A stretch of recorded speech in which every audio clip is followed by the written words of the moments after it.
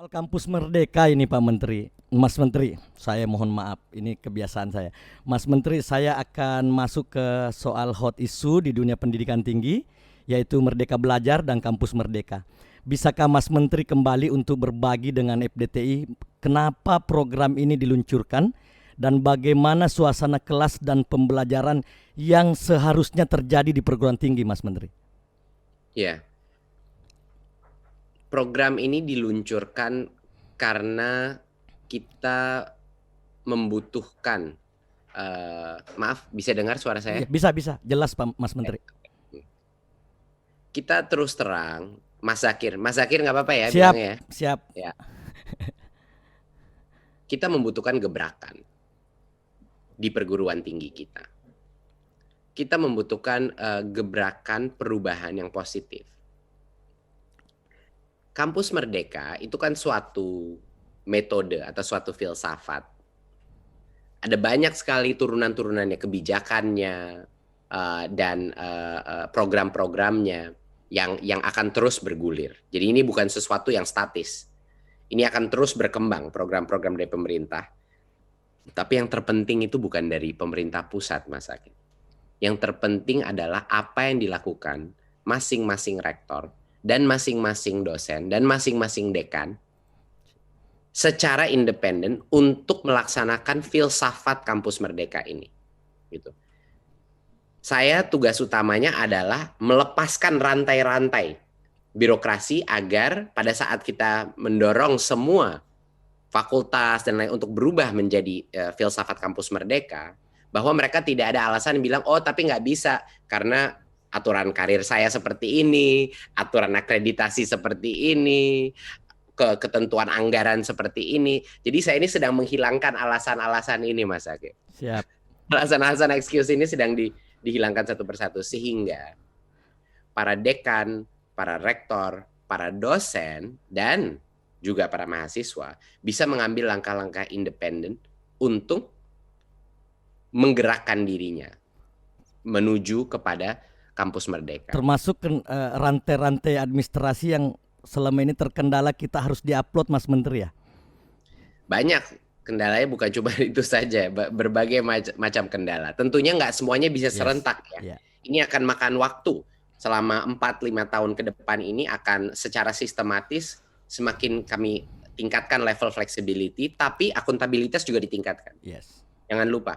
Jadi bukan hanya fleksibilitas, tapi akuntabilitas juga ditingkatkan. Nah, ini kan pertanyaannya ujung-ujungnya ini kelihatannya seperti apa di kelas, iya kan? Iya. Kita membicarakan filsafat Kampus Merdeka, kita bicara mengenai program-program, tapi ujung-ujungnya di akhir daripada perjalanan ini, kan harus terlihat perubahan yang terjadi di dalam kampus itu seperti apa, anak itu belajar, mahasiswa itu belajar itu seperti apa, iya kan?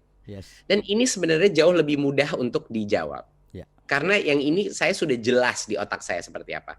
Caranya mencapai itu ada macam-macam. Tapi saya kasih tahu dulu ya, ujungnya seperti apa. Saya impiannya, Mas Zakir, adalah anak-anak, kalau saya masuk ke dalam kampus, dan saya misalnya masuk ke dalam suatu kelas, tidak lagi dosennya di depan, anak-anaknya duduk berbaris-baris mendengarkan dosen. Yang saya impikan adalah saya misalnya berkunjung nih ke dalam satu kelas.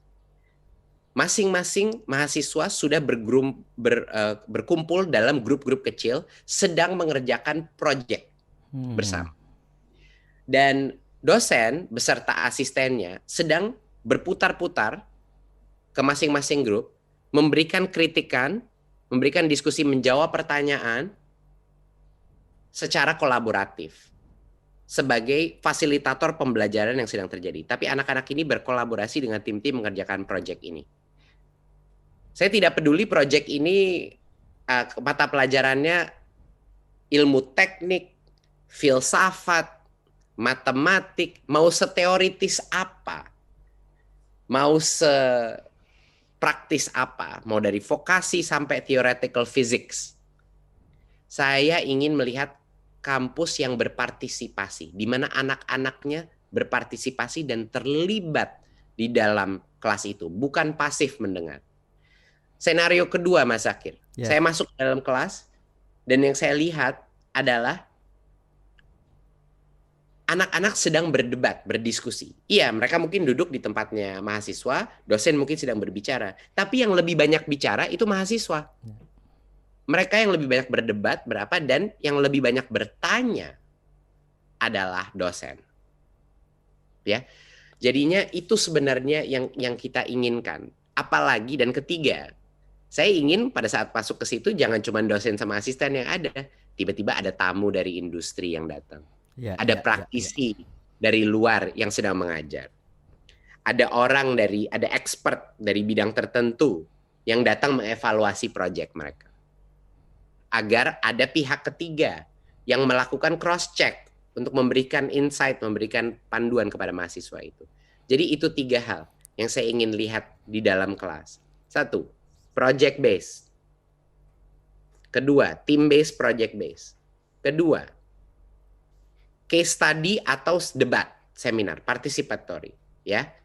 Bukan pasif, tapi lebih banyak ngomong mahasiswanya. Berarti Ketiga, kelas-kelas ruang ini Pak Menteri harus diubah menjadi seperti co-working space supaya nggak lebih usah, asik. Nggak usah. nggak usah. Ya, kalau keren itu sih masalah fisik aja Oke, ya. siap. Dibuat kayak co-working space, itu masalah estetika. Siap. Banyak orang yang mengira kayak kantor-kantor sekarang, oh ya, kalau saya bikin kantor saya kayak kantornya Google, Ya. itu pasti orang lebih inovatif. Itu Ya. salah. Ya. Yang bikin orang lebih inovatif adalah cara bekerja. Jadi kalau analoginya di kampus adalah dosennya mau nggak berubah? Ya. Dosennya mau nggak mengubah pola pembelajaran daripada mata kuliah dia? Dia mau nggak merombak kurikulumnya untuk menjadikan project base? Salah satu angkanya bagian project base. Dia mau merubah nggak lecture menjadi case study? Gitu. Dia mau merubah nggak bahwa bukan dia saja yang mengajar, tapi orang-orang dari luar juga bantu mengajar dan menilai pekerjaan mahasiswanya.